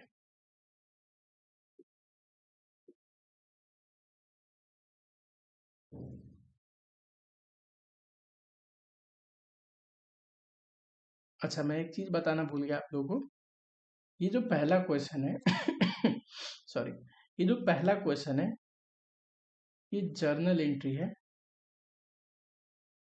एंड कॉस्ट अकाउंटिंग सिस्टम जो चैप्टर है ना, उसमें हम अकाउंटिंग करना सीखेंगे, जर्नल भी सीखेंगे, जर्नल एंट्री कॉस्टिंग में कैसे पास होता है, साथ ही में लेजर भी सीखेंगे। तो जब वो सीख लोगे ना तो ये बहुत ही बेसिक लगेगा। अभी जर्नल एंट्री में पढ़ा भी दूं तो बड़ा ही डिटेल में मुझे समझाना पड़ेगा, लॉस, अब नॉर्मल नॉर्मल लॉस का ट्रीटमेंट, जब तक वो डिटेल में ना समझाया जाए अच्छे से आपको समझ में नहीं आने वाला। तो ये कब करना है आपको, जब आप कॉस्ट अकाउंटिंग सिस्टम पढ़ लो। ये चैप्टर अभी हमने किया नहीं है, आने वाले टाइम में करने वाले हैं। क्या बनाने को बोला है, जॉब कॉस्ट शीट, करेक्ट। हमें जॉब नंबर दे रखा है 303, यहाँ पे नेम लिख देना। चलो, उसके बाद आता है पर्टिकुलर्स।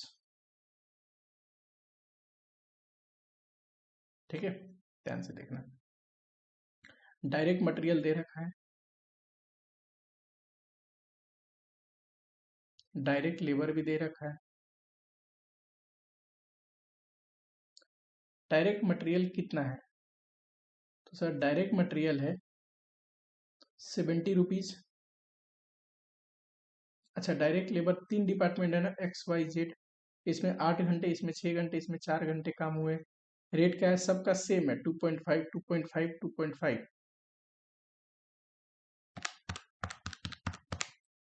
ये 20 आया, ये 15 आया, ये 10 आया, तो ये आ गया 45। क्या यही रेट 45 ये रहा, चार्जेबल एक्सपेंस।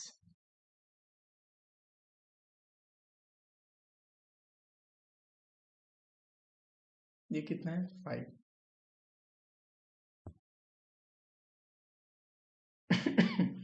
ठीक है, उसके बाद क्या आता है, ओवरहेड।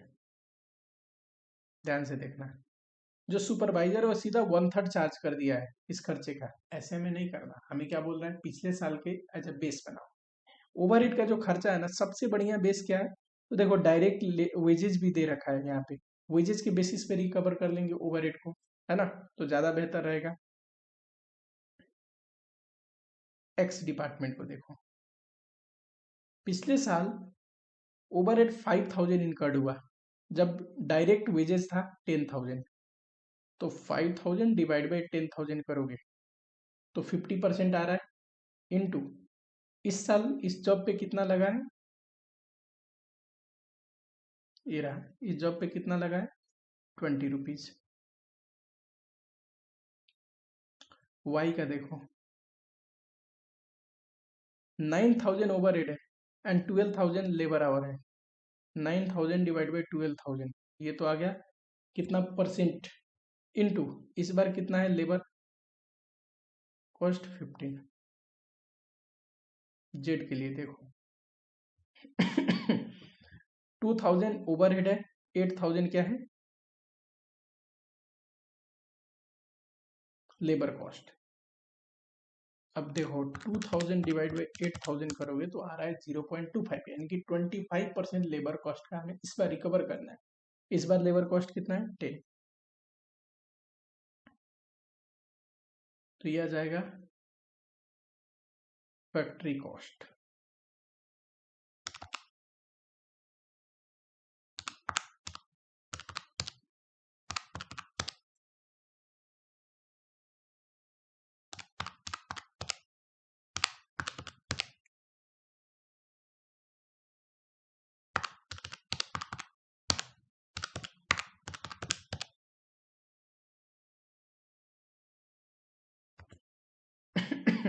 ठीक है, एक और चीज ध्यान देना, हमें ये बताया नहीं कि इस जॉब में सेलिंग एंड डिस्ट्रीब्यूशन ओवरहेड का खर्चा लेना है कि नहीं लेना है। यूजुअली होता क्या है, जब भी स्पेसिफिक जॉब आता है, लॉजिक तो ये कहता है कि सेलिंग एंड डिस्ट्रीब्यूशन ओवरहेड अगर ना दे तो हमें नहीं लेना चाहिए, है कि नहीं? क्योंकि जो रेगुलर प्रोडक्ट है, हो सकता है उस पर सेलिंग एंड डिस्ट्रीब्यूशन का खर्चा आता हो, लेकिन स्पेसिफिक जॉब आया उस पर सेलिंग का खर्चा है, ये लॉजिक से बाहर है ना? क्योंकि वो तो जॉब हमारे पास आ रखा है ऑलरेडी। लेकिन अगर नहीं बोला है तो पिछले साल अगर सेलिंग का एक्सपेंस इनकर्ड हुआ है तो हम मानेंगे इस बार भी सेलिंग का एक्सपेंस इनकर्ड हुआ है। एंड यहाँ पे वर्किंग नोट लिखो, नंबर 1 नोट क्या लिखोगे कि जो ओवरहेड है वो रिकवर्ड हुआ है, overhead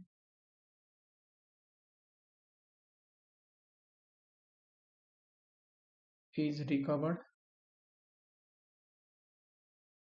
based on direct labor cost। दूसरा, selling expense is recovered based on factory cost। Alternatively,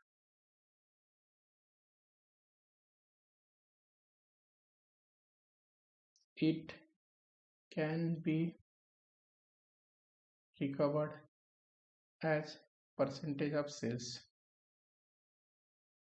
चलो कह रहा हूं मैं, सेलिंग का जो खर्चा है वर्क कॉस्ट के बेसिस पे, फैक्ट्री कॉस्ट के बेसिस पे हम रिकवर कर रहे हैं। पिछली साल देखोगे 20,000 सेलिंग का खर्चा आया जब 2 lakh factory cost work cost था, 20,000 आया था जब 2 लाख था। तो इस जॉब पे कितना वर्क कॉस्ट है, 143.75, तो कितना आएगा?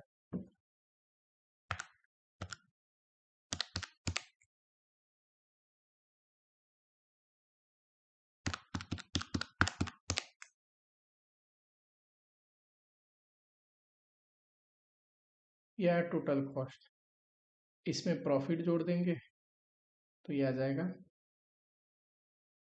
सेल्स, या फिर प्राइस लिख दो, सबसे बढ़िया रहेगा। अच्छा, प्रॉफिट कितना जोड़ना है? 20% ऑन कॉस्ट, ये कॉस्ट है, इसका 20%, इसका 20% करोगे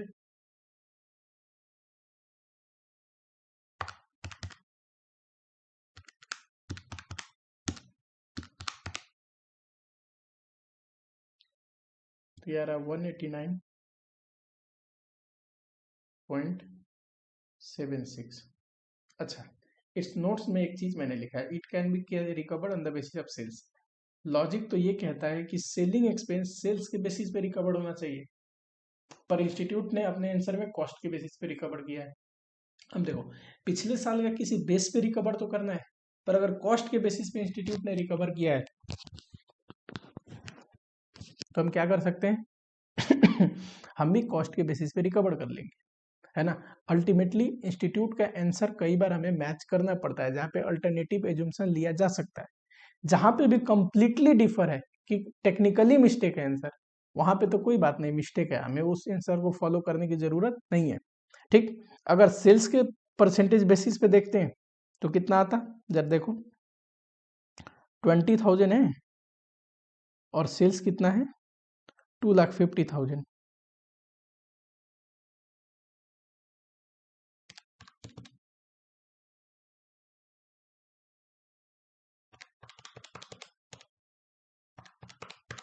या 8%। पर एक छोटा प्रॉब्लम है, हमें तो प्राइस निकालना है ना? प्राइस कोट करना है और प्राइस है नहीं, तो बेहतर है कॉस्ट के बेसिस पे करो, वो निकालना संभव नहीं है। अगर होता, मान लो ऐसा क्वेश्चन है जहाँ पे पॉसिबल है, तो अगर पॉसिबल होता तो हम क्या करते, सेल्स के बेसिस पे भी करना बेहतर होता है। लेकिन ये टाइप का जो ये क्वेश्चन आता है और इसके वर्जन आते हैं, इसमें हमेशा कॉस्ट का ही लिया होता है, ठीक है। जो सेलिंग एक्सपेंस है ना, सेलिंग एंड डिस्ट्रीब्यूशन ओवरहेड, ये कॉस्ट ऑफ गुड्स सोल्ड पे भी निकाल सकते हैं आप, एंड समटाइम सेल्स के बेसिस पे भी निकाल सकते हैं, ठीक है। चलो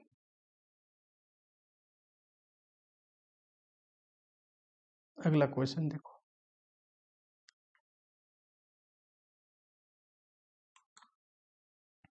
कहता है in a factory flowing job cost, एक सेकेंड, हाँ, in a factory flowing the job cost method, कौन सा मेथड फॉलो होता है, job cost, and abstract from WIP, यानी कि काम जिस पे चल ही रहा है किसी जॉब पे, वो हमें निकाल के दे रखा है, ठीक है। डब्ल्यूआईपी का मतलब वर्क इन प्रोग्रेस, अभी सॉरी, अभी कंप्लीट नहीं हुआ है, कब को, 30 सितंबर, ये रहा, 3 जॉब है, जॉब नंबर 115, 180, ये, और कितना खर्चा लग गया है सितंबर 30 तक, मटेरियल का ये रहा, तीनों में लेबर कॉस्ट ये रहा, एंड ओवरहेड का खर्चा ये रहा। ये लेबर आवर दे रखा है, क्यों दिया है आगे देखते हैं।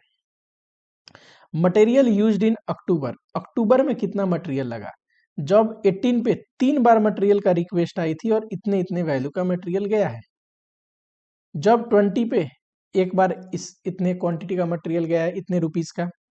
सिमिलरली 21 22 पे ये रहा। उसके बाद बोल रहा है a summary of labour hour deploying during October, कितना कितना लेबर आवर काम हुआ है किस जॉब पे, ये जॉब 15 18 20 21 24 पे, और ये रहे घंटे, टोटल में इतना आवर्स काम हुए, ठीक। ये तो जॉब पे काम हुए।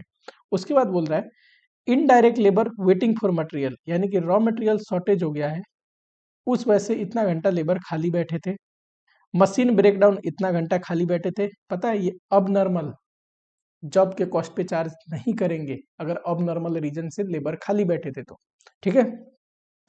आइडल टाइम है, आइडल टाइम अगर नॉर्मल होता है तो ऑलरेडी वेज रेट पे कवर्ड होता है, अब नॉर्मल होता है कॉस्टिंग पीएल में जाता है, जॉब पे चार्ज नहीं करेंगे।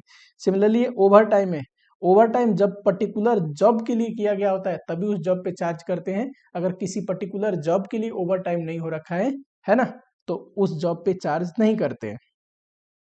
आगे देखते हैं कहानी में क्या बोलता है।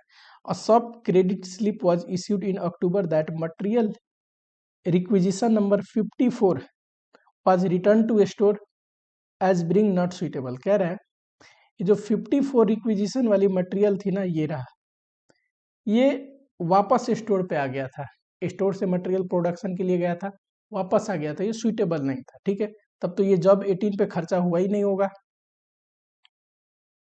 A material transfer note issued in October indicating that material issued under requisition 55 for job 18 was directed for 120। कह रहा है एक हमने ट्रांसफर नोट इश्यू किया कि ये जो मटेरियल रिक्विजिशन नंबर है 54, इस पे जो मटेरियल इश्यू हुआ है ये जॉब 18 में ना यूज हुआ, और कहाँ यूज हुआ, जॉब 24 में। तो ये जो खर्चा है जॉब 18 में जाके जॉब 24 के खर्चे में जाएगा।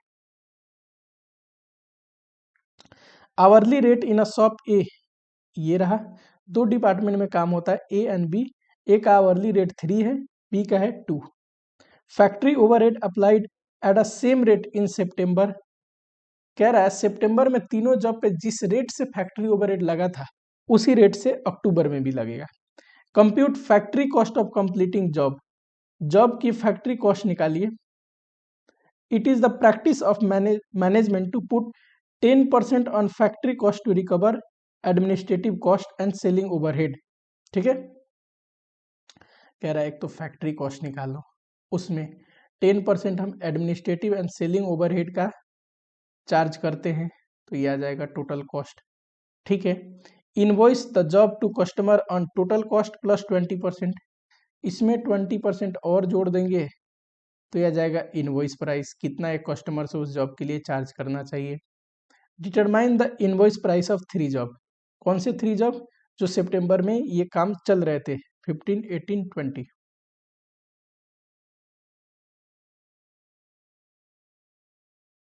बोल रहा है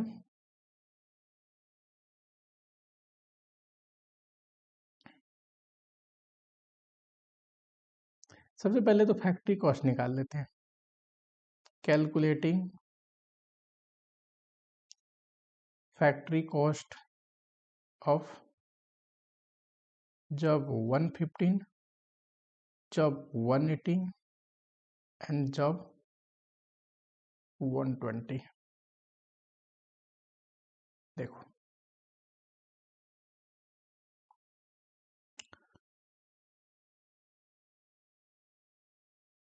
डायरेक्ट मटेरियल का खर्चा, डायरेक्ट लेबर का खर्चा, फैक्ट्री ओवरहेड, तीनों जुड़ जाता है तो फैक्ट्री कॉस्ट आता है। ठीक है, सबसे पहले लिखते हैं जॉब 115 के लिए सितंबर में कितना खर्चा लगा, अक्टूबर में कितना खर्चा लगा। फिर 1 से 18 वाला जॉब के लिए सितंबर में कितना लगा, अक्टूबर में कितना लगा। जॉब 120 के लिए सितंबर में कितने खर्चे लगे, अक्टूबर में कितने खर्चे लगे। ध्यान से देखना, सितंबर के सारे खर्चे दे रखे हैं। कहाँ पे, ये रहा। सितंबर में तीनों जॉब पे कितना खर्चा लगा है मटेरियल का दे रखा है। ठीक है, 1325, 810, 765।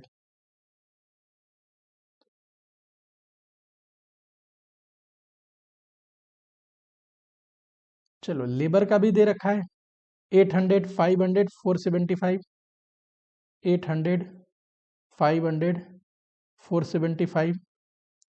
अच्छा देखना, ओवरहेड भी दे रखा है सितंबर का 640, 400 एंड ये थोड़ा मिस्टेक हो गया 380, 380 होना चाहिए। 640, 400 एंड 380। ठीक है, अब देखो अक्टूबर मंथ के लिए इसमें जो भी मटेरियल इश्यू हुआ है जॉब 1 से 15 115 कहीं है क्या, नहीं है। तो यानी कि अक्टूबर में जॉब 115 पे कोई खर्चा नहीं हुआ है। 118 में देखो ये तो रिटर्न आ गया था, ये किसी और को दे दिया था, बस 515 का खर्चा हुआ है। अच्छा जॉब 120, यहाँ देखो जॉब 120 665। सिमिलरली लेबर का देखो लेबर ध्यान से देखना, रेट क्या है, ये तो रहे आवर्स और ये रहा रेट ए के लिए 3 और शॉप बी के लिए 2। तो अगर हम वर्किंग नोट करें लेबर कॉस्ट फॉर अक्टूबर जब 1 से 15, ए में इतना घंटा काम होता है 3 का रेट है, इतना घंटा काम होता है 2 का रेट है। जरा बताओ 125 आएगा।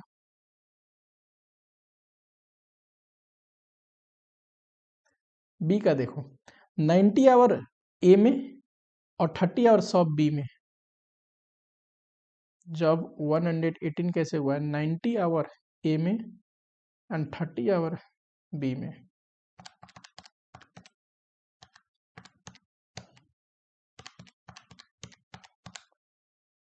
$330। सिमिलरली जब 120 देखो 75 हुआ है ए में, 10 हुआ है बी में। 75 आवर्स इंटू 3, 10 इंटू 2 कितना आएगा,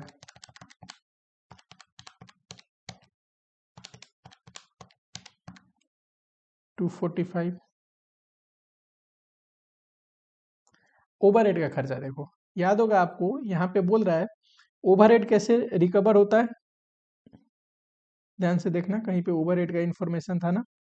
हाँ, ओवरहेड रिकवर हुआ है एट अ सेम रेट जो कि सितंबर में ऑन एज से इन सितंबर। अब देखना जरा सितंबर में ओवरहेड कैसे रिकवर हुए हैं। ध्यान से देखो, थोड़ा सा मैं यहाँ पे इरेज करता हूँ। ओवरहेड अगर हम डायरेक्ट लेबर के बेसिस पे रिकवर करते हैं तो पता है इतना डायरेक्ट लेबर कॉस्ट है ना, तो इतना ओवरहेड इनकर्ड हुआ है। 640 डिवाइड बाई 800 क्या रेट आया, 80% ऑफ डायरेक्ट लेबर कॉस्ट इसके लिए देखो 400 ओवर हेड इनकर्ड हुआ है जब डायरेक्ट लेबर कॉस्ट है इतना, तो 400 डिवाइड बाई 500, ये भी 80% ऑफ लेबर कॉस्ट आ रहा है। यहाँ पे देखो ये 380 कर दिया था ना मैंने, हाँ 380 divide by 475, 80% of labour cost. Overhead का जो खर्चा है वो लेबर कॉस्ट का 80% है, करेक्ट। तो इस बार भी हम लेबर कॉस्ट जो है अक्टूबर का उसका 80% दे देंगे, तो ओवरहेड का खर्चा चार्ज हो जाएगा, है ना। ओवरहेड बताओ, 125 का 80% करोगे तो कितना आएगा, 100। 330 का 80% करोगे तो 264। सिमिलरली 245 का 80% करोगे तो 196। फैक्ट्री कॉस्ट निकालो और जरा टोटल करके बताओ तीनों। सितंबर में ये प्लस 800 प्लस 640, 2765 आ रहा है। अक्टूबर का बताओ,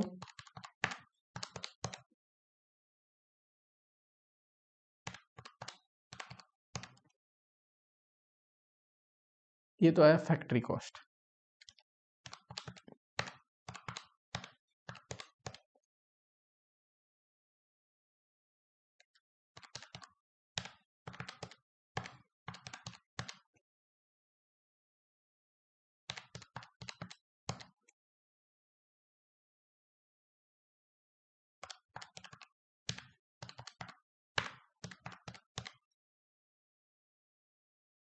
ठीक है, टोटल करो इसका भी।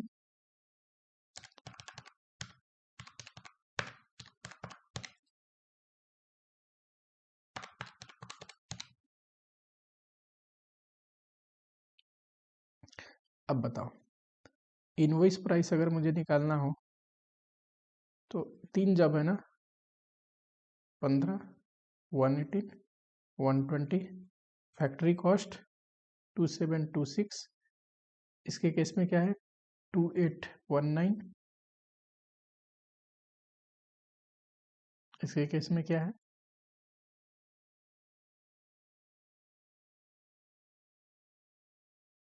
प्लस एडमिनिस्ट्रेटिव ओवरहेड कितना चार्ज करना है 10%, टोटल कॉस्ट आएगा, प्लस प्रॉफिट कितना चार्ज करना है 20%, तो इनवॉइस प्राइस आएगा, करेक्ट।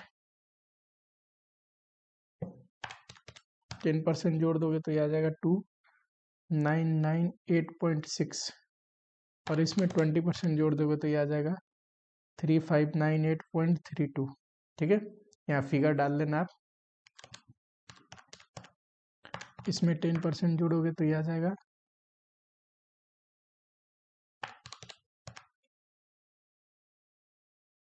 3721.08, प्लस 10% जोड़ दोगे तो ये आ जाएगा टोटल कॉस्ट 3000, इसमें 20% जोड़ दोगे तो ये आ जाएगा 3600। ठीक है, चलो यहाँ पे देखना जॉब 115 पे आई थिंक कुछ टोटल मिस्टेक हो गया है,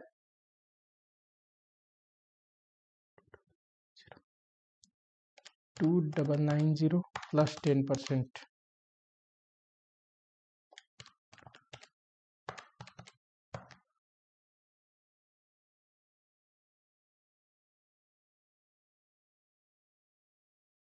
और इसका 20%, 3946.8। चलो फटाफट से करो, ठीक है।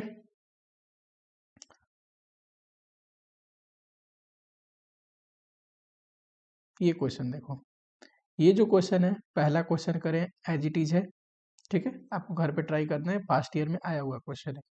ये जो क्वेश्चन है इसका सेम टू सेम लगभग, बस फिगर चेंज ओवरहेड में करा रखा है। ठीक है, तो ये बहुत ही बेसिक क्वेश्चन है, ओवरहेड में सेम टू सेम टाइप का 2 क्वेश्चन करा रखे हैं।